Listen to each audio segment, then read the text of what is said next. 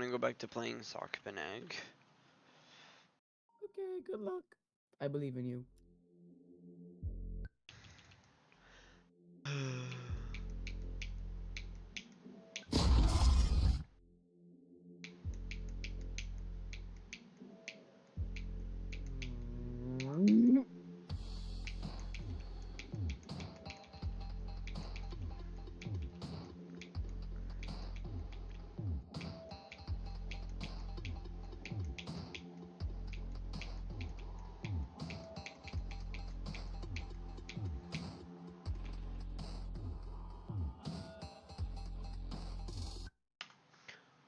Oh my god, I thought I was gonna beat it like 5 attempts. Bruh. Dude, I'm on my life. I hope you beat this today. So if I don't beat it, you die? Yeah. Okay, here, I'm gonna stop playing GD really quick. No. I'm done with sakupen egg for the night. Fuck you.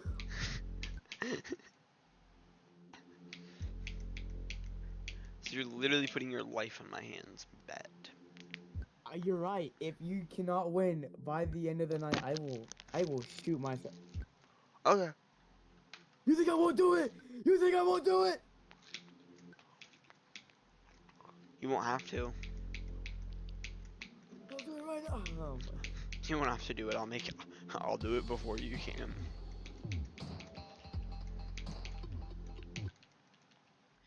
I have Steam support outside your house. support outside your house now. Bro, If you don't hop off the game, I'm gonna get them to delete and refund GD for you and resell all your progress and delete your account. Threatening Bill's entire life right now. So you're gonna make me rebuy a $5 game and then go hack a few levels really quick? Like, really all I would lose is some levels, but I have 90% of those saved. Oh, plug. I have like all my levels saved, like all my created I'm gonna levels. change your password and you'll never remember it. Well, yeah, because I wouldn't be the one that changed it. Of course, I'll never. Change the password and then I will forget it myself. So even if I wanted to tell you, I couldn't. So you're basically grabbing the key and then throwing it away while you're drunk and high, so you don't know where you put it. Yes, I am. Just eating the key at that point. I will swallow the key whole. The key to what, though? The key to your account hole.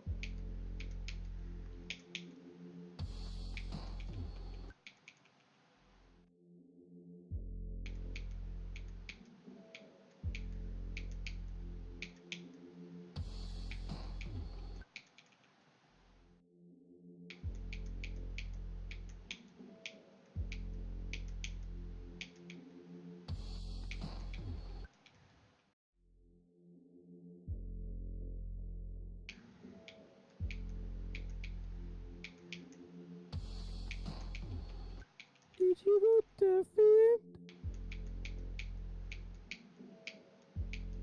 Hey, did you go deafened or something? No.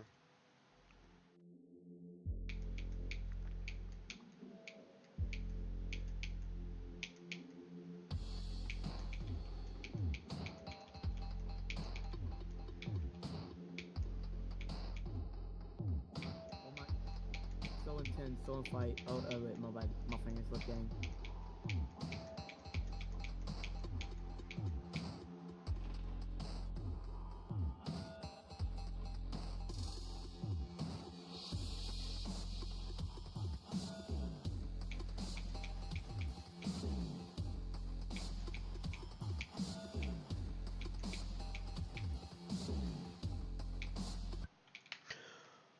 Dude. Aria. What? I'm getting to the point where, like, dying now is actually getting bad because each attempt is like 45 seconds. Like, each attempt's close to a minute now. Oh my god. I don't I don't know if people beat like 7-minute levels, bro.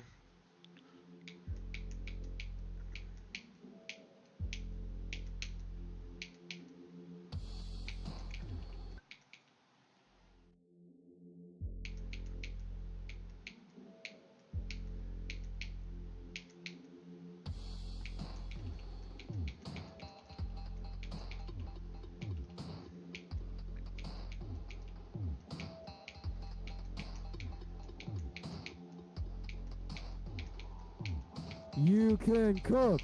You can cook.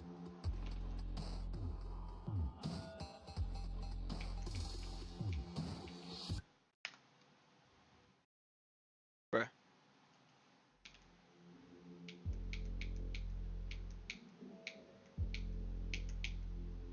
I might actually just give up for the night. I don't know.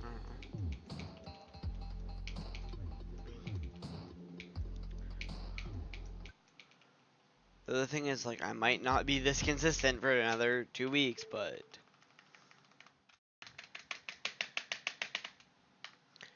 screw this game. This game's mental torture, bro. But yeah, not for you because you got too good too fast. Oh, and I do the freaking I don't get the glitch in a start pause. This is great. This is so great. Bro.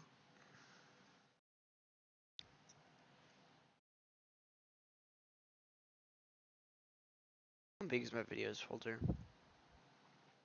It's 125 gigabytes. Not that bad. Just where I get 90.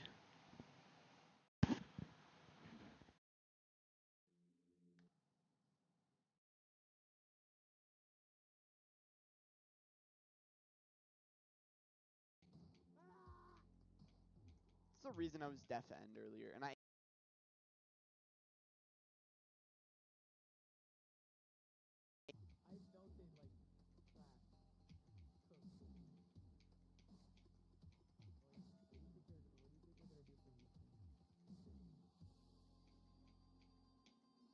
No, there's no way, there's no way, there's no way, there's no way, no.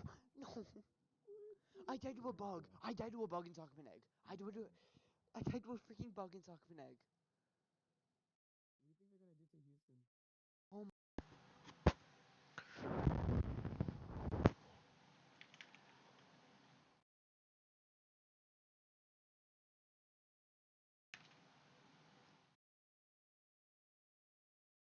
So you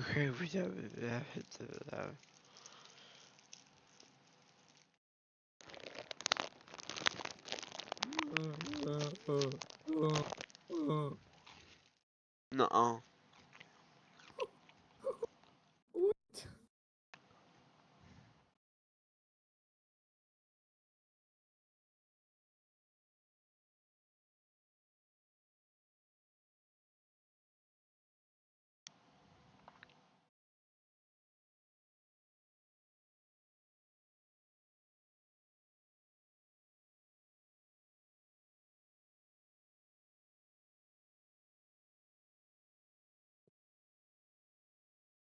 It's not just about saving time, it's about expanding what's possible. This man should not be alive. In fact, on the morning of May 11th, 1996, his wife, Peach, received a call at their home in Dallas, Texas, informing her that he had died somewhere on Mount Everest during the deadliest storm the mountain had ever seen. But the truth was, her husband, Beck Weathers, was still alive, but just barely. And the person who had reported his death could have rescued him, but chose not to. 2 days before, Beck, along with the rest of the climbers of the New Zealand Everest expedition, had been making their final push for the summit from South Col High Camp. The wind was absolutely still, and the pre-dawn morning sky was clear and full of stars. Reaching the summit on time was critical. Noon was the target, but 2 p.m. was the cutoff time. This was because not summiting by 2 meant that they would be trapped in the darkness on their way down.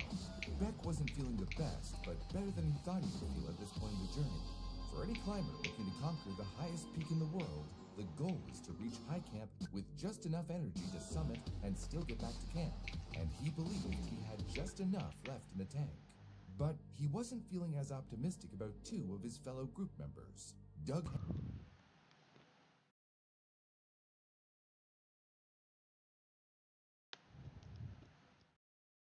It all started out as an ordinary day.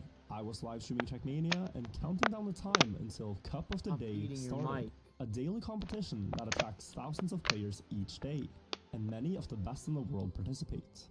This tournament is fun for anyone to play, no matter their skill, but at the very top level, it is extremely tough to win it. The Cup starts with a qualifier, where you get to see the map for the first time, and you have 15 minutes to set the fastest record you can. When the time is up, you need to be ranked in the top 64 in order to secure a spot in the prestigious Division 1. And that is just a requirement to qualify. To actually win the cup, you need to defeat the other 63 best players in a knockout match, where you drive the track race after race, and in each one, the slowest players are eliminated. As the match goes on, the skill required to survive increases, until you are left in a 1 versus 1 showdown, where the winner of that race wins the cup. Since Trackmania is a skill-based game, the best players tend to win most of the time. And unfortunately, that's not me. But every now and then, I'll still have my moments.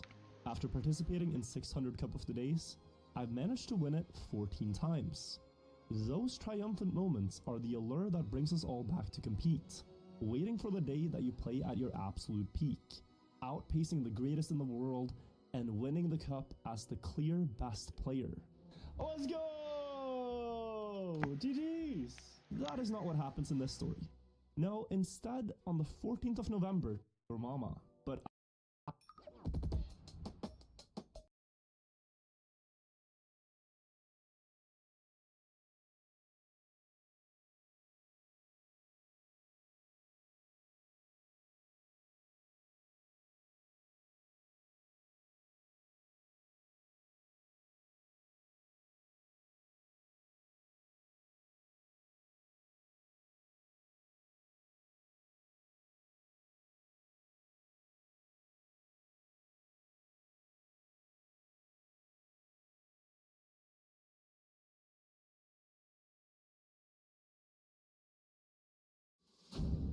Nuclear weapons are stored in some of the most protected facilities on the planet, ensuring that without proper authorization, no one can get even remotely close to them. However, sometimes nukes have to be transported from one facility to another, meaning that a weapon with the power to destroy an entire city is now rolling right through one, transported along the very same roads that we all use every day. It is an incredible security challenge, so much that the US government has created an entire agency tasked with this one job. This is how the US transports nuclear weapons.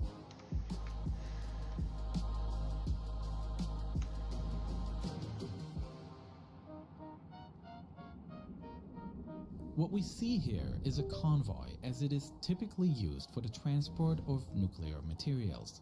The exact configuration always depends on the route being taken and how sensitive the nuclear material transported is. Although not necessarily the case, it is common practice, especially in cities, for the convoy to be accompanied at the front and rear by local police cars. This offers protection, and it also ensures that the vehicles can drive through more densely populated areas without ever stopping. The actual convoy begins behind the police and consists of several armored vehicles close to the truck. These are so-called Bearcats, which are bulletproof vehicles that allow the agents to be protected from attacks and, at the same time, counter them. Across the entire car, there are multiple gun holes, through which shots can be fired without the agents having to step outside the vehicle. The federal agents inside are equipped with handguns, shotguns, and assault rifles, bringing enough firepower to neutralize any potential threat. How nukes are transported. Huh?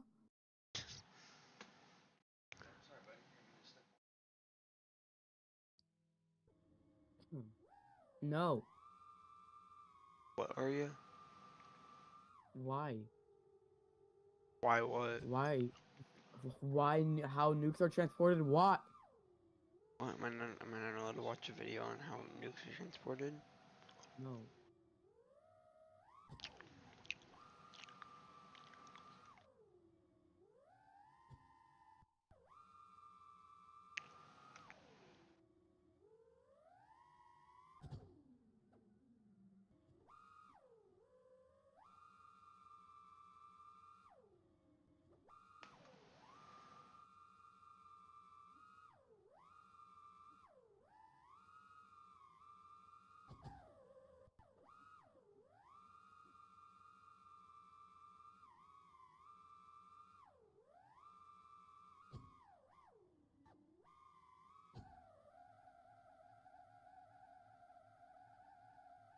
Flying with a damaged drone is not easy, oh my god.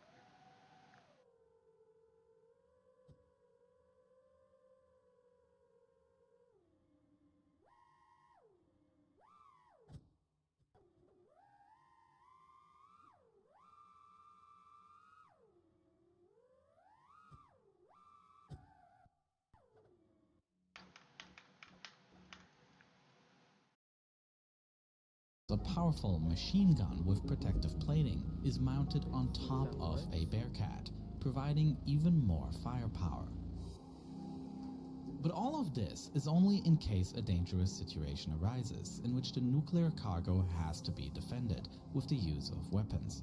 On a normal drive, the agents in these cars are busy taking precautions to prevent such a situation from even happening, as all these vehicles serve as a rolling communication center.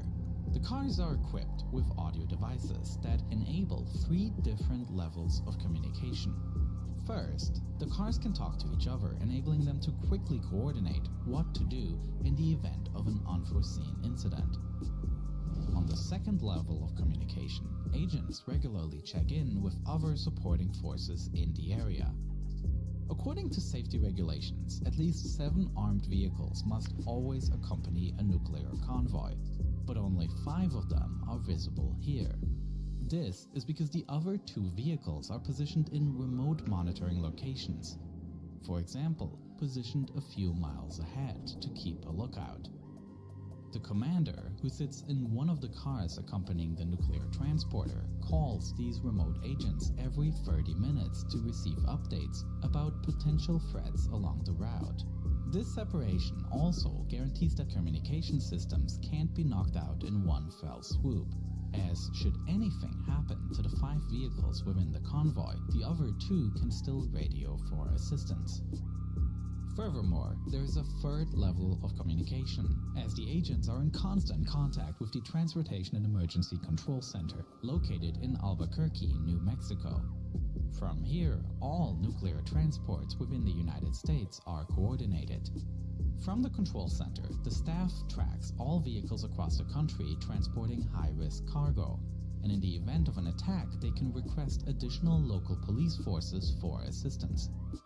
In this unlikely scenario that the control center orders additional regular police to help out a nuclear transport, there is a set protocol in place for how they should engage. The control center establishes a set of passwords and transmits those to the crew of the convoy and through the dispatcher to local police forces arriving on the scene. When the police arrives, both sides shout out their part of the password.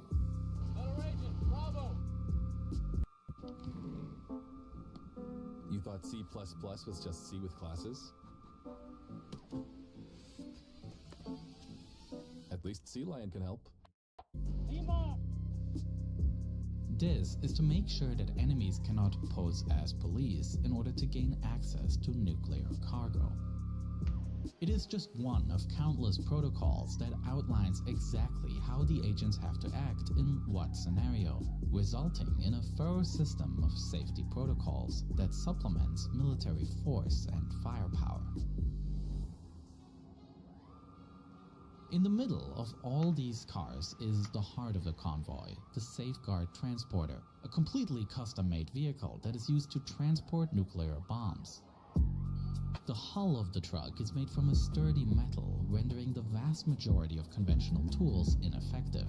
No amount of cutting or sawing will be enough to break through the hold, nor will any accident be violent enough to crack open the shell and spill any potentially dangerous contents out on the road or countryside.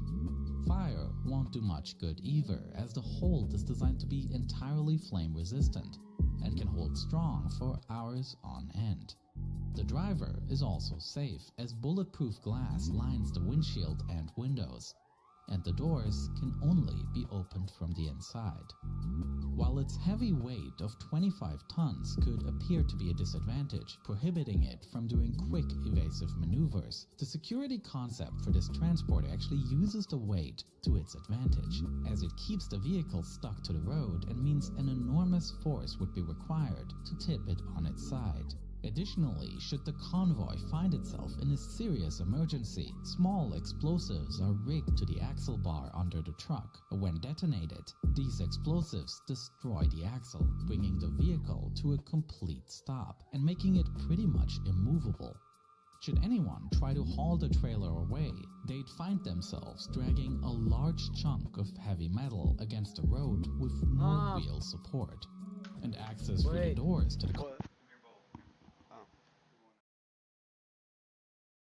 Okay. Okay. cargo hold is impossible outside of the designated high security areas, where the United States military holds the electronic keys that unlock the doors. Nonetheless, if for whatever reason someone did break through the doors, the transporter's cargo hold can automatically spray a thick foam on any intruders. This would massively impair their movement and effectively stick them to the ground. If the foam isn't enough, a powerful electric shock can be sent through the cargo hold to knock out any remaining attackers inside. All of these security measures serve to make it virtually impossible for nukes, the most destructive weapons ever created by mankind, to fall into the wrong hands. And none of this is to mention that the entire convoy is watched by 2 US military helicopters prowling the sky, providing a bird's-eye view of the mission.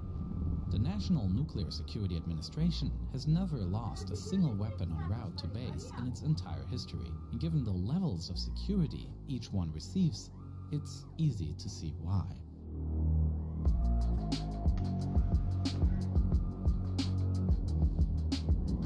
Producing videos like this one, featuring more and more elaborate animations, has been the goal for my channel for this year, and increasing my production quality has only been... Oh.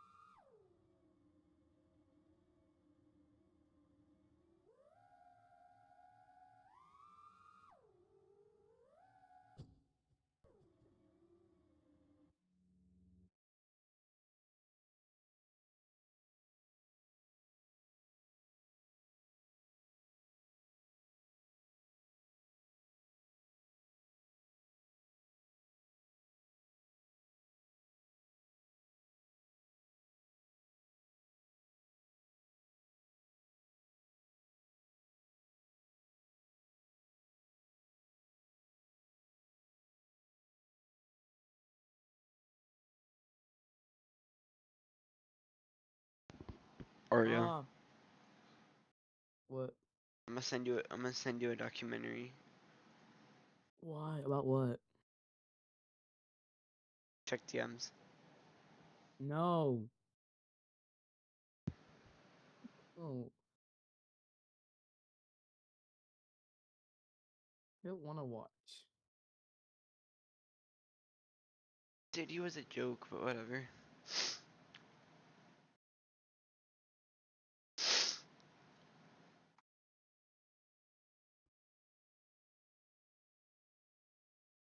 Oh.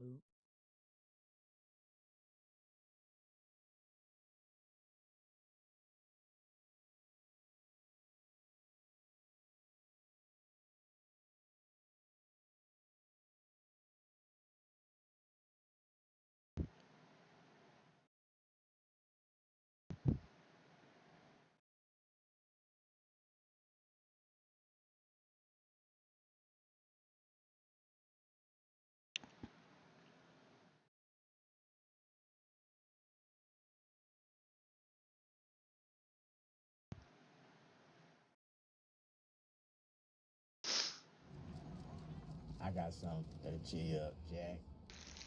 I go the other way. Instead of my sleep, so let my knees go weak. What's happening to me? Listing your vacation rentals on Booking.com opens the door to more guests, like this bunch. These lovebirds. Or this fine company. For the bookings you've dreamed of, list your vacation rentals on Booking.com. Just before the Titanic sank to the bottom of the ocean, the ship sent out a distress signal containing its exact location. The coordinates sent out by the Titanic were extremely useful. The nearby ship, RMS Carpathia, quickly headed towards them, and in fact, all survivors of the Titanic were rescued by this ship. And if it was easy to find the lifeboats, it seems like it would be easy to find the wreck. But this turned out to be wrong, and locating the ship became a puzzle that would take decades of technological advancements to solve, and spurred a race between several explorers, all competing to be the first. This is how the Titanic was found. With the last known location of the Titanic already recorded, the most immediate question after it sank wasn't focused on finding the wreckage, but rather how to raise it from the ocean floor, nearly 2.5 miles below the surface. Technology just wasn't there in 1912 for divers to reach even a fraction of such depths, and absurd ideas such as using dynamite to dislodge the bodies from the wreck were quickly scrapped. It would take more than 40 years and 2 world wars that brought with them technological advancements such as submarines and sonar for the first serious expedition to head back out to the Titanic's last known location. In 1953, Risdon Beasley, the founder of a salvage company from England, decided to try his hand at finding the impossible. Visible here are the coordinates from the distress call the Titanic made before it sank, sent out at 10:35 p.m. New York time. But even with the coordinates in hand, the search radius has to be quite a bit larger. The distress call was made 2 hours before the entire ship slipped beneath the water, time in which the Titanic could have drifted, and the currents could have pushed the ship even further while it was sinking. The ocean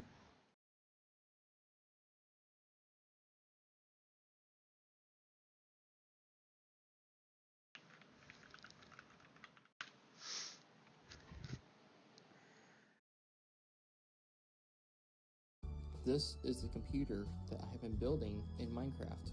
I now have this running the first program that I have ever ran on it, which is called the Fibonacci sequence. I've been working on this project for the past 3 months, and I am still far from completing it.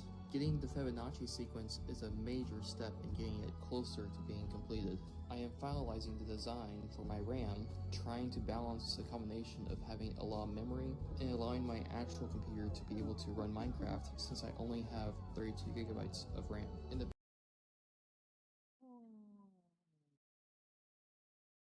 Hi guys, and welcome to the first episode of a brand new series, Building a Redstone Computer. The ultimate goal for this series is to take you along with me as we make a programmable redstone computer, powerful enough to run complex programs like Snake, Tetris, and more. And hopefully, along the way, you won't just learn about redstone, you'll also learn a lot about computers and digital logic in general. But first, let's back up for a second. Why make a computer in the first place? If you played around with redstone before, you'll know that you can use it to make digital circuits within the game of Minecraft. And most circuits you'll see, whether they're on YouTube, Reddit, or wherever, are single-purpose circuits, meaning they only do one main thing. A light switch, a binary counter, or even an adder are all examples of single-purpose circuits. In fact, you could even argue that the redstone games I've made, like Tetris, Snake, and Flappy Bird, are also single-purpose circuits. Sure, they're extremely complex, but they only run one thing. My Tetris game, for example, only runs Tetris. You can't modify it to run anything else, at least not very easily. So in this series, we're going to change our way of thinking. The larger goal is not to make a circuit that does one thing, but instead to make a general-purpose circuit, or more accurately, a general-purpose computer. But wait, if it's possible to make a computer that can just play any game or run any program, then why haven't I done this earlier? Why did I spend 3 years making games when I could have just done this all along? Well, like anything in computer science, there are trade-offs. Computers are great, but they're extremely slow, like orders of magnitude slower than redstone games. Maybe 1,000 times slower or more, depending on the computer and what you're doing with it. Redstone games are faster because you can optimize for the task and use creative solutions. For example, when I made Flappy Bird, I used a decaying signal strength circuit to make the bird fall in real time. Think of it this way. If your goal is to play a bunch of games using only redstone, you have 2 options. Option 1, make each game with a single-purpose circuit, and they'll be somewhat fast. This is what I've done on my channel a lot, and each game took me anywhere from a couple days to a couple weeks to make. Or option 2, spend a ton of time making a complex, general-purpose computer. I did this recently, and it took me 3 months to do. But now that it's done, making games for it is easy, because you can just program them. An experienced programmer could code something as complicated as Tetris in like a day. So option 2 is what we're going to be doing in this series. We're going to make that initial investment to make a complex computer. You want to see that my way shocked when we want to rainbow make a new dip? game, we What? You want to see my rainbow dip? Yeah. I got you, gang. can program it in a day instead of building it in a few weeks. Check Discord. So now that we have the motivation, why are we doing this in Minecraft? I think a lot of people would tell you that if you want to make a computer, you should just use a digital logic simulator like Logism, or make one in real life on a breadboard. And I want to be super clear, I don't disagree with that. However, I think Minecraft is a pretty good way to do it too. The 3D nature of Minecraft makes it feel like you're physically in the world of the circuits. I mean, I'd be lying if I said there wasn't some nostalgia keeping me playing as well, but I swear it actually is a decent simulator. Plus, computer tutorials in Logism or on breadboards already exist, so why not do something unique, right? Mobile is red, but the back end is green, and no one knows why. Embrace. Big old behemoth Nick. Now let's talk about what you need to know before we start this series. The first and most important thing is to watch my previous tutorial series, Logical Redstone Reloaded. This series will introduce you to binary, logic gates, and a bunch of fundamental circuits that are going to be really important for our computer. I'm going to try my best to recap stuff whenever it's brought up, but still, I highly recommend watching Logical Redstone Reloaded so that you can get familiar with fundamental circuits and concepts. Another thing I recommend, especially if you're planning on making your own computer, is to get familiar with fabric mods. The most common mods I'll be using are World Edit to help with building, Carpet to speed up the game, and Redstone Tools for a bunch of other utility commands. I'm also going to be using a tool called MCHPRS to run Redstone super fast, but that's more complicated than a fabric mod, so you don't have to worry about that right now. For now, I've left a bunch of links in the description for how to install the 3 fabric mods and how to use them. Also, this entire series will be in version 1.18.2. I love crack cocaine. What? I love crack. Do you love a wet gold cacao? What? Because that's the That's version the computer was built in. 774 I know that grand. 121 has some useful new commands and I bet you features, do. but the computer was built in 1.18.2, so I'm just gonna stick to that version to make sure there's no issues. I don't even Plus, know, at the time man. of recording this, Redstone Tools still isn't I'm just updated talking to about 121. the easy Okay, life. almost done yapping. The last thing I want to say before getting started is just You some know, disclaimers. it's not I am easy. not an expert on computers. I am a recent college graduate who has never easy done life real-life ain't easy. electronics. I've only done software projects and obviously a lot of Minecraft. So I'm probably going to be a biased learning source because the best way to do something in Minecraft might not be the best way to do it in real life. However, this series will still teach you a lot that applies to real life, and I think I have a ton of useful information to offer. Also, there is unlimited freedom when building a computer. Every design choice is a matter of pros and cons. There is almost never a single correct answer when building any part of it. So if you want to make your own computer, play around with these choices. By doing so, you'll learn much more than just copying me. Plus, this series is not going to be a block-by-block tutorial, so it's really not intended for copying me. Instead, I recommend using this series to simply learn about computers, and then with that knowledge, make your own. Alright, let's finally get started. Earlier, I mentioned that our computer will be able to do anything, but what does that actually mean? Back in 1936, a mathematician and computer scientist named Alan Turing thought about this question a lot. He was one of the first people to wonder what a machine that could compute anything might actually look like. And so he created the first mathematical model that could do this, the Turing machine. The Turing machine is basically an infinitely long memory tape divided into cells, and a head that always points to one of these cells. Then, based on a set of states, the head will either write to the cell, move left or right, or halt computation. Turing proved mathematically that even with this incredibly simple design, a Turing machine could indeed compute anything, from calculating the digits of pi to running Minecraft. Okay, but why does this matter? Well, if you were making a computer and wanted to prove that it could compute anything, how would you do it? One way to do it is to just ask, can your computer simulate a Turing machine? If so, then yes, your computer can also compute anything. Because anything you could possibly want to do, you can just do on the simulated Turing machine. Any model that can simulate a Turing machine is called Turing complete. So a Turing machine itself is Turing complete, virtually all programming languages are Turing complete, and the computer you're watching this on is also Turing complete. And when it comes to Minecraft computers, they tend to be so simple that they're not always Turing complete. Our computer, though, definitely will be. I'm not going to be proving it, though, or talking any more about it, really. I just thought it was a good thing to bring up. A lot of times when someone makes a new computer, the first question people ask is it Turing complete? So now you know what that is. Hey, are you okay? Alright, enough talk about theory. You don't sound too good. What? Huh? Black Lung, are you okay? What? Black Lung, are you okay? From Arthur Morgan. What? The crap? Are you okay, Black Lung? I don't know. Am I? I don't know, dog. That's why I asked, you stupid Nick. I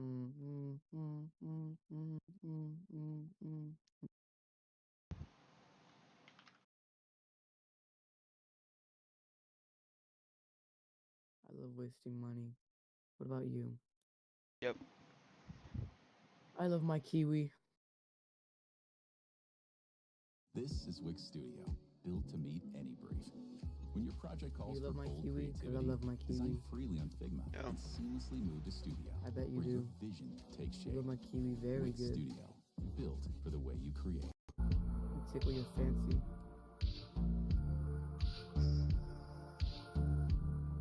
Why was everybody ganging up on Bolding? What? Why was everybody ganging up on Bolding? Because Houston got mad at bowling, and then everyone else noticed they don't like bowling, so screw bowling. It escalated so quickly. It went from like bowling, please leave, to just get out. No one loves you. Your family sucks. Your mom hates you. Your dad hates you. Like, dude. What's a Pleurosaurus? Plabrius, Palladium, Triactus, True Palladium Hammer, Mage Hammer of Might. Big Bang in the coin. Bitcoin. Bitcoin in the universe? Never mind. Bitcoin in space? Bitcoin and pirates. Pirate chain. Bitcoin and black hole. Dark coin. Dark coin? Pirate chain? Privacy. Monterey? Oh, Monero. Sasquatch. Cryptid. Bitcoin plus Sasquatch. Cryptocurrency. Modern day. We're getting into the modern day. Crypto. T-Rex.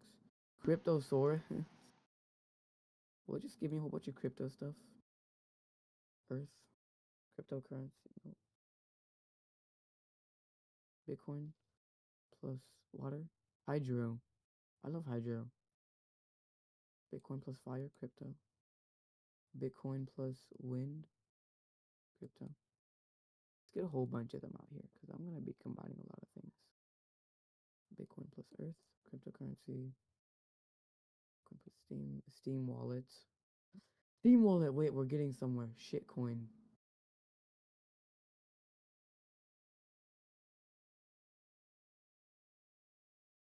Jackson. Yeah. Check Discord.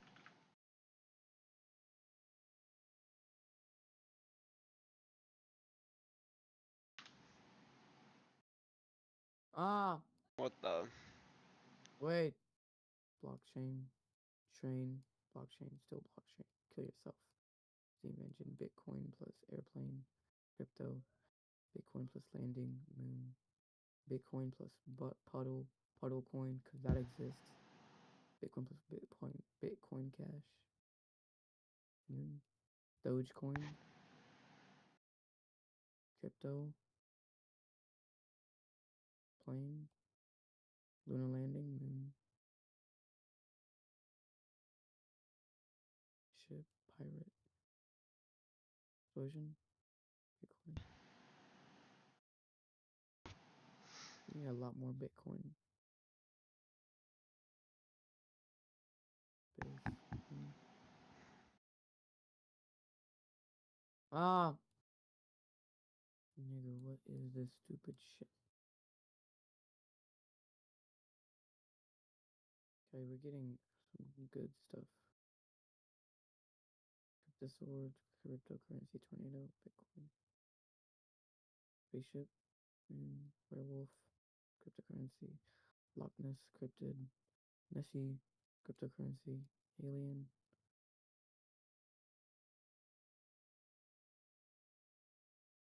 T-Rex.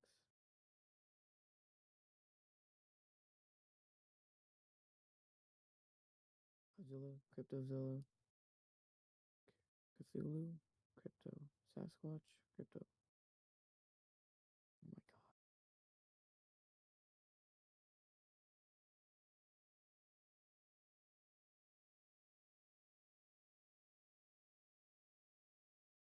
god.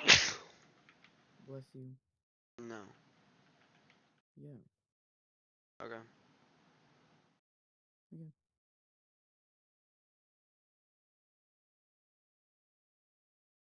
I think I reached the bottom of Bitcoin.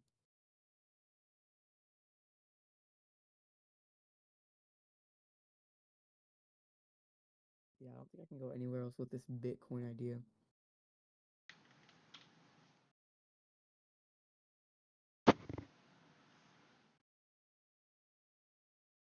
Plants.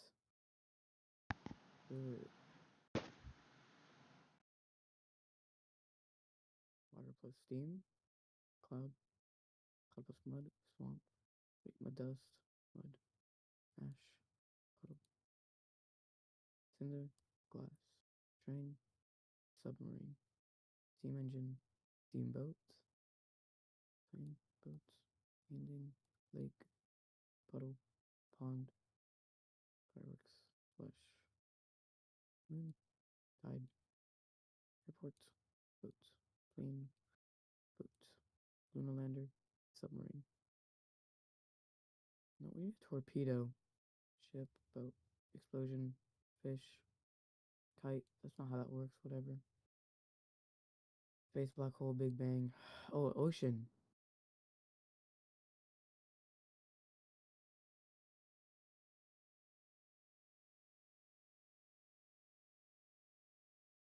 Time.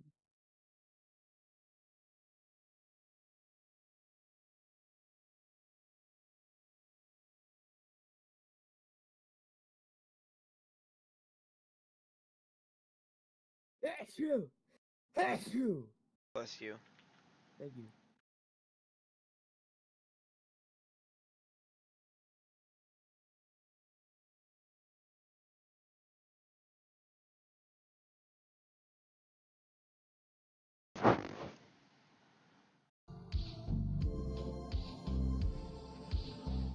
Hello everybody, in this video I'll show you the hidden gems I found inside the Windows source code. Yes, you heard me right, the Windows source code is available for download on the internet, but it's illegal to share it. How did that happen? Well, in 2020 the source code of Windows XP was leaked on 4chan, and a bunch of anonymous brave souls compiled it and confirmed that it was indeed Windows XP. It lacked the source code for a couple applications here and there, but the pioneers filled in the blanks and managed to get it going. NTDev also dared to upload a video demonstrating the build process, which caused him a little bit of trouble. Microsoft tickled him a bit. So there was interest around building Windows XP, but I have not seen anyone examine the source code yet.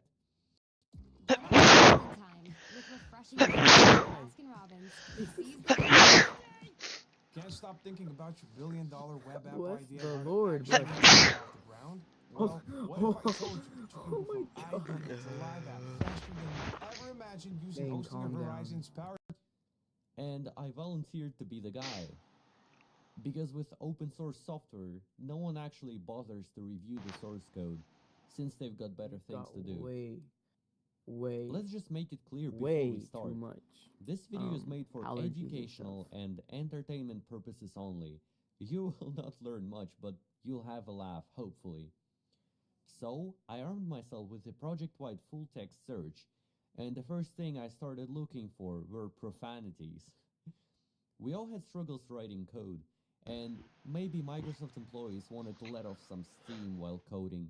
I know for sure the Linux source code has profanities, and in fact lots of them. And there was a paper analyzing a correlation between the count of profane words in the code and the quality of said code. It's super fun. Anyway, this is the one you'll probably see on the thumbnail. There is a file called poo.txt containing a single word. Shh. There it is. Profound. I really don't know why that file exists, because there are no direct references to it. But actually, you know, it's the most important file Windows XP. Anti-GDI is not going to work without it. No way. Are you janky? Keep random shit out of the subdirectory or die. Well, that's quite aggressive. God damn. 14 lunar points. Oh my god. There's some ugly shit going on here. And obviously that's GUI code. Of course it's ugly. We also get a bunch of dictionaries made for profanity filters and slur filters. This don't work because you can't edit a just inserted iframe. Create a bunch of shit and then insert the iframes and make them pretty. And then do this shit. That's the same file. Windows shit. And then you get the WND prots, the message handler for the GUI window in Win API. Initialize the event log so we can log shit. Big old purple one right smack. This is a good one. Needed because com control is a stinking piece of shit. Yeah, the common controls are pretty rough, I can agree. BFID RGB. Shit. And that's it for shits, I think. So the next word I searched for was fuck. And yeah, there was nothing matching fuck directly. but were there any derivative? And no, there was nothing. And I decided to look for other words, like the R word, and I noticed they actually use the word correctly. They're using the word retard to say they're slowing down the thread creation delay for a little bit, so it's not a curse word here. And same case here, they're also saying they're slowing down or, you know, just decreasing the byte count to Onion resend peppers the are last in byte. stock. They're just using the word retard for that. And the rest of the matches are from dictionaries. Yeah, they're clean on the R word. Then I looked for the word hell, and we get what the hell. This looks like the commit history, and one of the commits is called what the hell. We didn't find anything in the given restore path. Check the SZ atomic new subdirectory. What the hell is this? As we can see, the coordination of the employees was unmatched. But to be fair, it's pretty difficult to coordinate on a scale of Microsoft, so, you know. Not super shameful, not super cringy. That's it for hell, I think. I can't think of any curse word derivatives for that. What about heck? What the heck? Let them change it. This shouldn't ever happen, but if it does, they give us the size. So what the heck? Minor spelling mistakes, but nothing super stinky about this. Oh, and no, what the heck? Let's copy the keys too. Append to message. It's hex. Look at the ASCII table, it makes sense. There's probably a cute way to do this in a loop, but what the heck? I'm lazy. Or stupid. This is so cute. This word is really cute. I love this word, stupid. And they are doing some hacky looking stuff, even though it's just arithmetics. We can find more hacks if we want to. So where the heck is the lib for this? Someone couldn't find the library. What the heck do we do with this one? Heck, doesn't matter at this point. Heck, it's better than nothing. I think we already did this, but what the heck? Why the heck does Windows and Windows use such an odd error code? And that's a magic value. Looks like it. I'd be pissed too. So we get more hacks. Lots of surprises in the code base. So we get lots of hacks. A little sleazy, but what the heck? What the heck does it mean? So much confusion. Just for the heck of it, just for the heck of it. Employees also had fun. What the heck? Adding and deleting. ¿Vienes con los niños? Buenísimo. ¿No viene el tío Paco? Si viene. Lucas y yo rompimos. Hemos vuelto. Mesas extensibles con fácil deslizamiento. Disponibles en Ashley.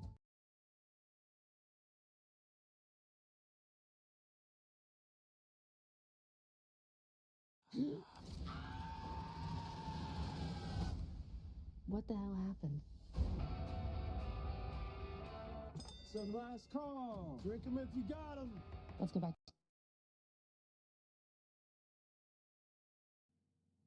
What the heck is this option? Just skip over it. Not too unlikely, but what the heck? So that's it for the hacks, I think. There was this word in an assembly file. No pointer assignment. Fag. And a new line and a new terminator. So yeah, this is the only fag in the entire Windows source code. Luckily, there are no N words in the source code that I could find. So, a couple interesting matches for kill you. Don't you dare change anything in here, or Rare will kill you. Only depends on this. March 25th of 91. Very friendly message. Remember when I promised to kill you last? Looks like they didn't listen. Keep this contiguous, please, or I'll kill you. Don't make me kill you for reordering the following IDs. Fong has something to say here. Ori, I should kill you. How dare you lock a handle twice to get the same pointer without unlocking it? Murder. That's the only occurrence of this word I could find. Be optimistic. Shut up. Be happy, etc. Note, all the definitions defined below are used to make the compiler shut up.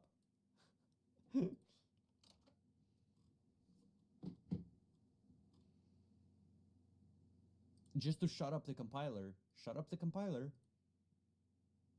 That it will shut up. Shut up the compiler. Shut up the compiler. Shut up the compiler. To shut up compiler. To get prefast to shut up about use of alloc A. Shut up the FM synthesizer. Shut up the compiler. Shut up the compiler. The Microsoft compiler is pretty rough. I also used a couple of pragmas to shut it up with unnecessary warnings. Shut up compilers. Yeah. This is a very common problem in this code base. They don't like the compiler being annoying with warnings and stuff, so they have to shut it up. That's shut up. I have no idea what a Teco 5 is for. I have no idea why we're doing that. I have no idea why this isn't 1,024,000, but that's what NT uses. I have no idea what this routine is for. I have no idea what this routine is for. I have no idea who came up with this wonderful scheme. But we have to live with it. So, base, this is powerful. If caching is not enabled, then I have no idea what VDL is. I have no idea what Windows 95 would have done. I have no way of making them any better than this at this point. Who cares? It makes the director happy. Oh my god. This is gorgeous.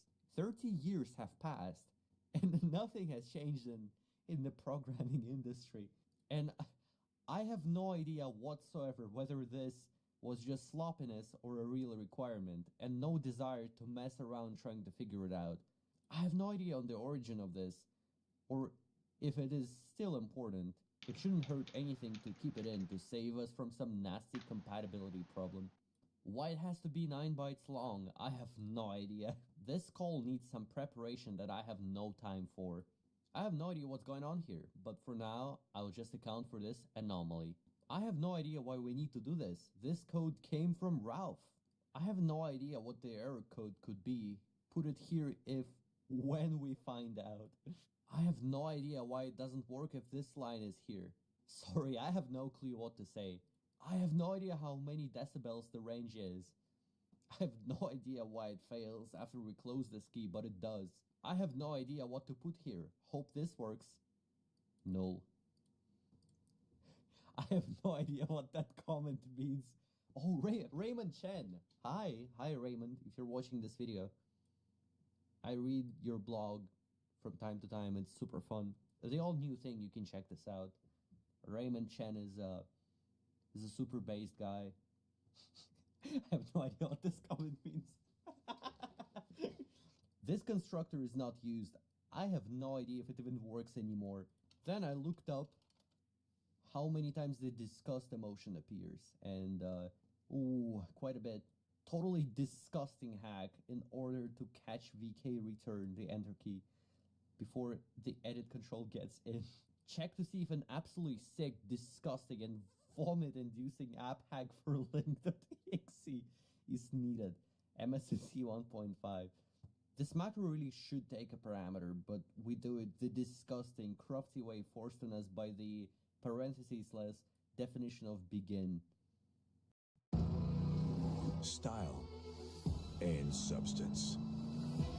In the GMC's indexes are a disgusting way to get this info. This is disgusting, but GDA Plus needs to be initialized and shut down on the same thread. So we have to create a thread just for this and have it sit around so that we're guaranteed this is the thread we'll do the startup and shutdown on. Disgusting all-EA1 hackery. Disgusting. There's an explanation. There's an entire hack explanation in the parentheses. It says disgusting. Another disgusting clutch, but works. There's an ugly, disgusting hack here making this code aware of the structure. Oh, this is really disgusting.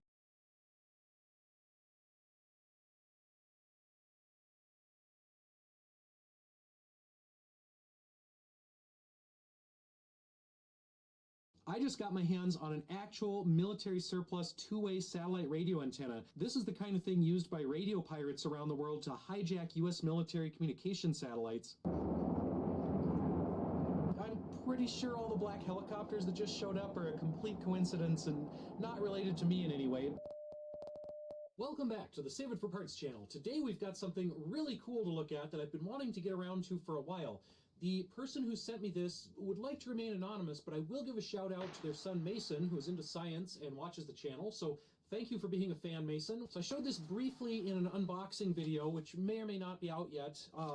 This is basically a SATCOM antenna. If you've seen some of my other videos on military fleet SATCOM, they are largely used by Brazilian pirates, Russians over in Europe. They are also supposedly used by the United States Navy, but this is a 1970s system, and when they sent